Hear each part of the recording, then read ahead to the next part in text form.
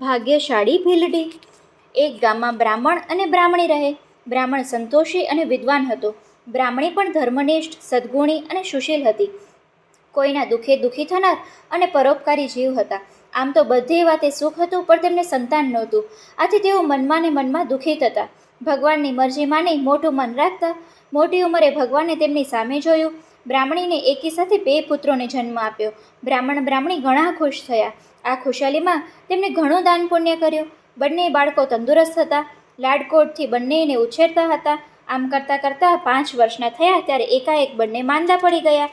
એવા માંદા પડ્યા કે ન તો ઊભા થાય, ન તો સારા વૈદ્યને ઈલાજ કરે, પણ તેનું કોઈ સારું પરિણામ ન આવ્યું. બ્રાહ્મણ બ્રાહ્મણી છોકરાઓને સારા કરવા બનતું એટલું કરી છૂટતા. આખરે તેમને આશા મૂકી દીધી.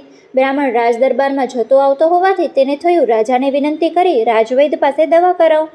તેનાથી જો દીકરાઓ સાજા થાય તો સારું. એમ વિચારી એ દરબારમાં ગયો અને રાજાને જઈને વિનંતી કરી, મારા 2 પુત્રોને અસાધ્ય બીમારીમાં સપડાયા છે. ઘણો ઈલાજ કરવા છતાં સારું થતું નથી. જો આપ કૃપા કરી રાજવૈદ્યને મારા દીકરાઓને ઈલાજ કરાવો તો આપનું ઋણ હું જિંદગીભર નહીં ભૂલું. બ્રાહ્મણ પોતાની વાત રાજાને કહી રહ્યો હતો. એ વેળાએ ઘાવલ મુનિનું આગમન થયું. રાજાએ તરત ઉઠીને મુનિને આસન આપ્યું. પછી રાજાએ બ્રાહ્મણના બીમાર દીકરાઓની વાત ગાલવ મુનિને કહી. તેનો કોઈ ઉપાવ બતાવવા રાજાએ ગાલવ મુનિને સૂચવ્યું. ગાલવ મુનિ બોલ્યા, હે રાજન, હે બ્રાહ્મણ, મારી વાત ધ્યાન દઈને સાંભળો. જે નારીએ શ્રદ્ધાપૂર્વક પુરુષોત્તમ માસમાં ગંગા સ્નાન કર્યું હોય, પતિવ્રતા ધર્મ પાળ્યો હોય, દાન દક્ષિણા આપી હોય, ઘોરો કરી હોય, કોઈ પાપ ન કર્યું હોય, એવી પુણ્યશાળી નારી જો આ બાળકો ઉપર ગંગાજળ છાંટે તો તેઓ તરત જ સાજા થઈ જાય. અત્યારે પુરુષોત્તમ માસ ચાલે છે. પુરુષોત્તમ ભગવાનની માયાનો પાર નથી. તેમની પ્રસન્નતાથી બધા સારાવાના થઈ જશે. રાજાએ ગામમાં ઢંઢેરો પીટાવ્યો, પણ કોઈ નારી સંપૂર્ણ નીતિ નિયમો પાળનારી નીકળી નહીં. રાજાએ ચારેય બાજુ સેવકો દોડાવી એવી સર્વગુણ સંપન્ન નારીની તપાસ કરાવી. છેવટે સેવકોને ભીલડીને સુવર્ણ ગુણ સંપન્ન જોવા મળી.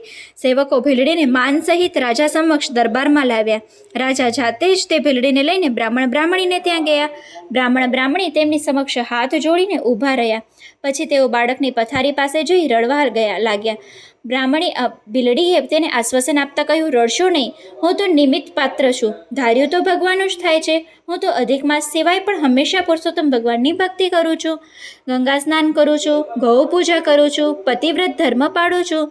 મને શ્રદ્ધા છે કે મારા વાલા પુરુષોત્તમ ભગવાન તમારા બાળકોને ચોક્કસ સાજા કરી દેશે. આટલું કહી ભીલડીએ બાળકોના ખાટલા પાસે ત્યાં જઈ બેસી આંખો મીચીને પુરુષોત્તમ ભગવાનની પ્રાર્થના કરી.